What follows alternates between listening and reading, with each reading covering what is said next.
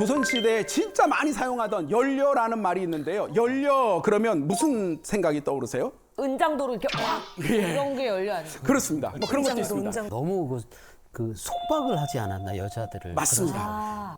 연려라는 것으로서 여성들을 통제하는 경우도 굉장히 많았습니다. 연려에 대한 많은 이야기들이 있는데 그 중에서 박주원 선생이 쓴 연려 함양 박시전이라는 이야기가 있습니다. 연려 함양 박시전은 크게 세 도막으로 나누어져 있습니다. 첫 번째 도막은 서문, 두 번째 도막은 엽정 굴린 이야기, 세 번째 이야기는 진짜 함양 박씨 이야기. 이렇게 세 도막으로 나눠져 있습니다. 우선 첫 번째 이야기를 들려드리도록 하겠습니다. 아, 다른 거구나. 어느 높은 대갓집이 있었어요. 아들 둘이 고위관직이었습니다. 그 집에 홀로 사시는 어머님이 계셨습니다. 어느 날 아들 둘이 그 집은 안 되지 않을까? 그 과부가 있었다는데 하면서 자기들끼리 말하는 거를 들은 거예요. 그래서 어머님이 불러서 묻습니다. 너희는 지금 무슨 이야기를 하고 있느냐? 그랬더니 어떤 사람을 임용하는 관직에 올리는 문제를 이야기하는데요. 그 집안에 선대에 과부가 하나 있었는데 뭔가 좀 소문이 안 좋습니다. 그래서 그 사람을 올리지 않고 그 사람을 삭감하려고 합니다. 라고 했더니 어머님이 뭐라고 그러시냐면 남의 집 깊은 귀중에서 일어난 일을 니들이 어떻게 아느냐 했더니 소문으로 들었습니다. 허허 하면서 어머님이 품속에서 동전 하나를 딱 꺼내요. 왜요? 이 동전을 봐라 했더니 동전이 얼마나 손때가 묻고 얼마나 달았는지 글씨도 너무 주물러서 글씨도 좀 지워졌어요. 이게 바로 네 애미를 살린 부적이다. 무릇 과부라고 해서 어찌 정욕이 없겠느냐. 나는 잠이 오지 않는 밤이면 그 동전을 꺼내서 뚜루루루루루 굴리고 뛰어가서 동전을 쥐고 이러기를 새벽닭이 울 때까지 밤새도록 하였다. 그래서 동전이 살았어. 네. 이 이야기의 가장 중요한 핵심은 뭐냐면요. 양반집 여자가 인간의 본성에 대해서 이렇게 정확하게 어찌 과부라고 정욕이 없겠느냐라고 그의 자식들을 앉혀놓고 말하는 장면을 잊을 수가 없습니다. 참 교육이다. 참 교육. 바로 너희의 어머니인 나도 평생을 이렇게 수절하며 사는 것이 너무나 고통스럽고 괴롭고 정말 인간적인 기본적인 이런 것이었다라는 이야기를 이야기하는 겁니다. 조선시대에도 다시 재혼할 수 있었습니다. 늘 가능했습니다. 재혼하지 않았던 가장 중요한 이유는 뭘까요? 우리 삶이라는 건 말이죠. 네. 아무리 규칙이 있어도 우리가 살고 싶은 욕망대로 살게 되어 있어요. 하긴 김진사도 정답은 다시 결혼한 재혼한 부인에게서 난 자식은 벼슬할 수 없도록 경국대전에 규칙을 만들었습니다. 아, 법이 있었구나. 양반들이 벼슬살이에 나갈 수 없다는 얘기는 결국 죽는다는 얘기고 아무것도 할 수 없다는 얘기입니다. 와. 자식들의 앞길을 막게 되는 문제가 되기 때문에 절대로 이렇게 하지 못하게 했던 거죠. 무서우면 무서워.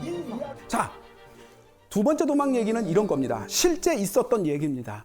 내가 박지원이죠. 내가 안의현의 사또로 있을 때였다. 바로 거기에 있는 아전 중에 박상효라는 어떤 아전이 있었는데 그 사람의 조카딸이 네. 박상효가 아전이니까요. 그 조카딸도 아전입니다. 중인 계급이죠. 그 사람이 시집을 갔는데 시집 가기 전부터 그 집 남편 될 사람이 병색이 짙어서 비리비리비리하고 죽을 것 같았습니다. 그래서 결혼하지 말라고 했는데 이미 혼담이 오갔으니 나는 그 집의 귀신이 돼야지 이럴 수는 없어 라고 하면서 결국 시집을 갔고요. 가서 세상에 얼마 지나냐서 남편이 죽었습니다. 남편이 죽고 나서 보통 3년상을 하거든요. 소상 대상 다 지내고 남편이 죽은 바로 그날 그 조카 딸이 자살을 한 것입니다. 자, 그 얘기를 쭉 쓰고 나서 아하, 그랬구나. 정말 연료로구나 라고 하면서 탄식하였다. 그런데 자, 여기서 한번 생각해 보죠. 왜 죽죠? 저는 연료로구나가 약간 매기는 듯한 느낌이 들어요. 정확하게 짚으셨습니다. 진짜요? 네. 그러니까 사회를 비판하는 비꼰다는 비판을 거예요? 비꼰다. 자, 이제 한번 우리가 하나씩 풀기 위해서 사실 제일 중요한 첫 번째 대목, 이 이야기 전체의 서문이 어떤 내용인지를 한번 보여드리도록 하겠습니다. 우리나라의 법조에는 다시 시집간 여자의 자손은 양반 사적 신분만 임용을 한다. 그리고 정확하게 이것은 일반 서민들에겐 해당되지 않는다. 당연하죠. 양반들만 관리가 되니까. 자, 여기서 잠깐 양반 말고요. 평민들은요. 재혼하면 됩니다. 재혼해도 되는 이유는 뭐죠? 재혼해서 나온 자식이 벼슬 할 건 아니니까요. 네, 그렇죠. 함양 박 씨는 어떤 사람이라고 그랬죠? 맞아. 중인입니다. 그들은 문무관 벼슬길에 나갈 일이 없어요. 그러니까 그들은 다시 결혼해도 되고 다시 결혼하기 싫으면 혼자 살면 되는데 죽었던 겁니다. 박지원 입장에서는 뭐냐면 얘들아, 양반들만 제발 알았지? 정절을 지켜! 라고 말해야 되는데 시키지 않아도 모든 사람이 다 정절을 지킨다 그러면서 과도하게 죽음까지 막 하는 이상한 사회 속에 자기가 사또가 된 거예요. 자, 그러면 양반 부인은 결국 살았습니다. 함양 박 씨는 죽었어요. 죽어나가는 사람들은 사회적 약자이고 알지 못하는 자들인데, 그래서 박지원은 어떻게 했느냐? 이 이야기를 나란히 설명함으로써 마지막에 아하, 연료로군, 그래 연료야 라고 쓰고서 딱 끝냈지만 가로치고 진짜 하고 싶은 말은 야, 이런 건 개죽음이잖아 라는 말을 했던 거죠. 사실 정답은 서문에 이미 다 썼어요. 여자들이 귀천과 높낮이에 상관없이 양반이건 아니건 너나 없이 수절해서 하나의 풍속이 되었다. 그러면서도 마치 극락을 밟는 것으로 여긴다. 정말 모질고 지나치다. 이 이야기에서 정말로 중요한 핵심은 사실 하나가 더 들어 있습니다. 제목입니다. 제목이 왜요? 연려, 함양, 박시전.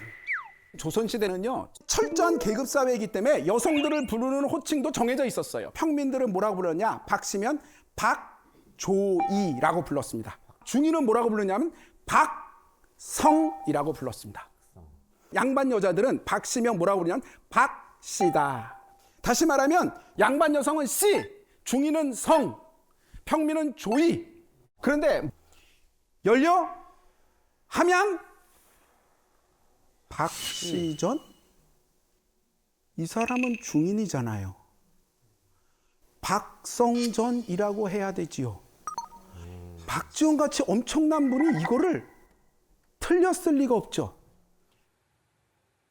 박지원이 진짜 말하고 싶은, 그러나 대놓고 말하지 않지만 이 사회의 엄청난 풍조 중에 하나가 뭐냐면 수없이 많은 집안에서 자신들의 가문 상승을 위하여 여성들을 이렇게 살해하듯이 죽이는 풍조들이 너무 많았고, 사회적 가스라이팅이 된 상황으로 연료 담론을 널리 퍼뜨리는 거였습니다. 다시 말하면 양반이 되고 싶어하는 강한 의욕과 욕망을 가지고 여성들을 통제하고 그들을 어떻게든지 하려는, 연료는 원래 그런 건데 너는 무슨 낯짝으로 사니? 못 배워 처먹었구나 라는 식의 사회적 압박이 가문에, 집안에 있다는 것을 날카롭게 지적하신 것입니다. 우선 여기서 사회적으로 정말 전체적으로 가스라이팅을 하게 되는 이런 경우도 정말 문제적이지 않습니까? 뭐 그렇죠. 그러니까 개인이 개인을 가스라이팅하면은 사실 그 사람과의 관계를 벗어나면 되지만 사회적인 가스라이팅이 일어나게 되면 전혀 아무도 이의를 제기하지 않고 막 1, 200년씩 가게 되는 경우도 되게 많아요. 늘 점검해 봐야 돼요, 사회가. 자, 이제 우리가 잘 아는 호동왕자와 낙랑공주 이야기입니다. 네.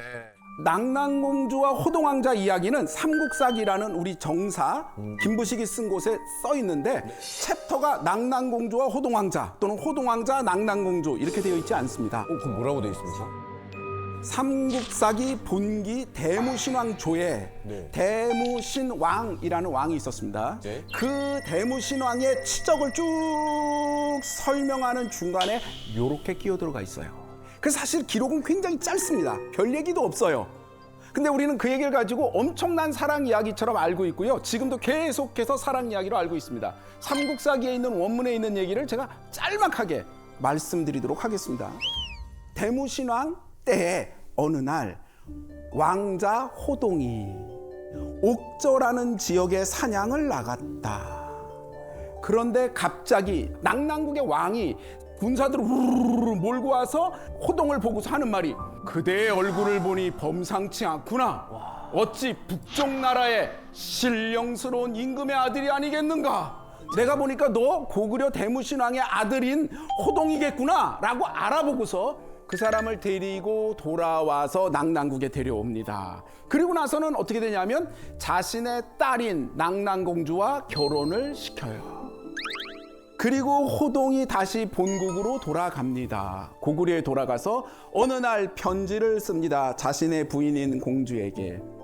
내가 너희 보물창고에 있는 자명고와 자명각을 찢고 부순다면 내가 예를 다해서 너를 나의 부인으로 받아들이겠지만 그렇지 않다면 너는 아무것도 아니다. 이런 식의 편지를 씁니다.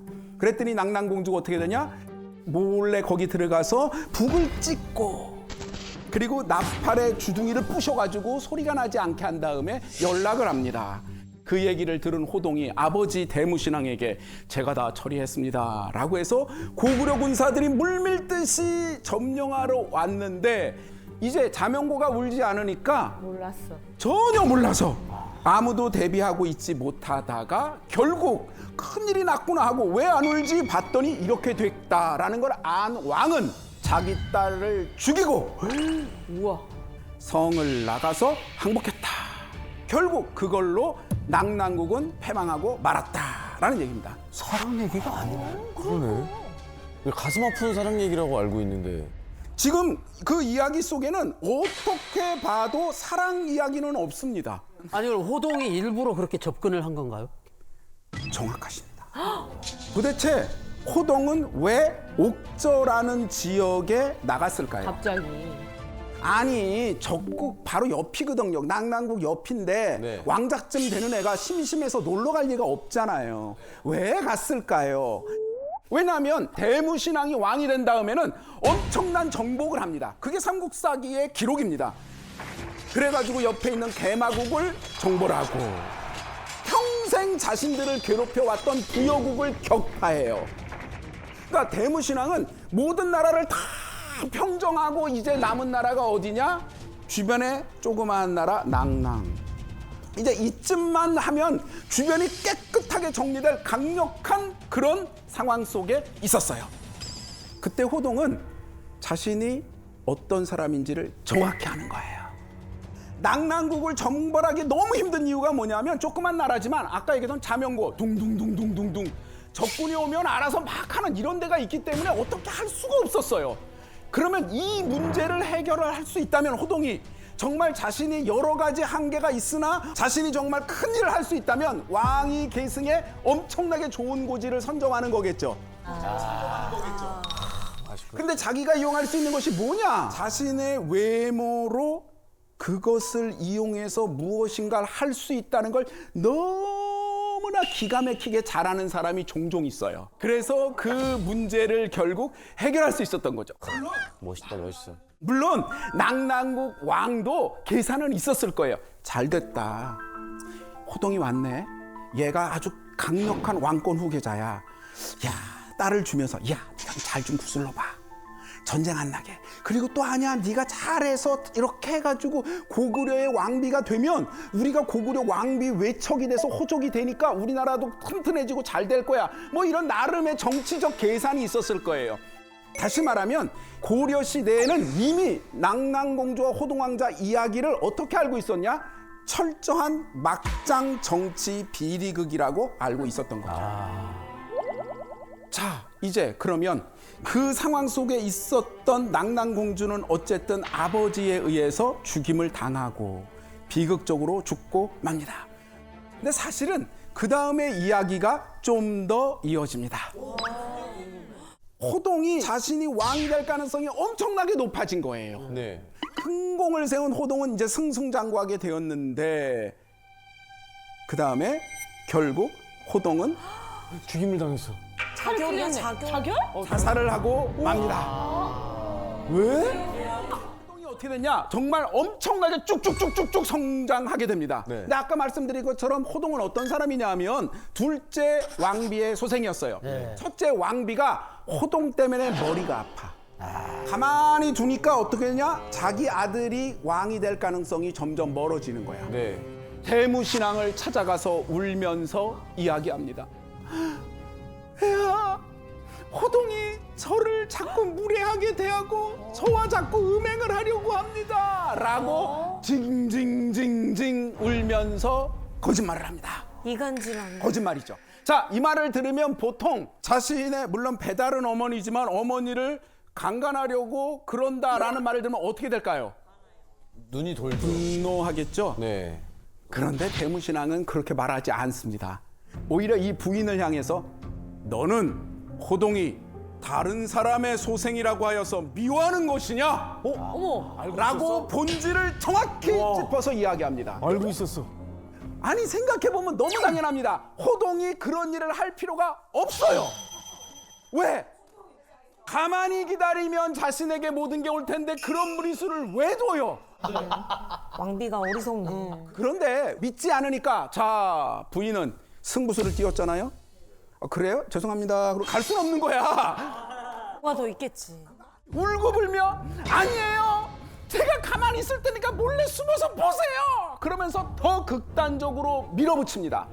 뭐야 어떻게 해, 이 결말? 그렇게까지 하니까 왕이 생각하지 않을 수가 없습니다. 정치적 판단을 해야 됩니다. 이거는 부모와 자식의 문제가 아닌 겁니다. 네. 첫째 왕비의 세력과 낙랑국 격파로 모여서 인기가 올라가는 호동의 세력과의 경중 중에서 누구를 선택할지를 고민해야 되는 문제고 결국 어떻게 선택하느냐? 첫째 왕비 쪽을 손을 들어주게 됩니다. 그래서 죽으려고 하니까 주변의 친구들이 말합니다. 아니, 너 그런 일 없잖아. 억울하잖아.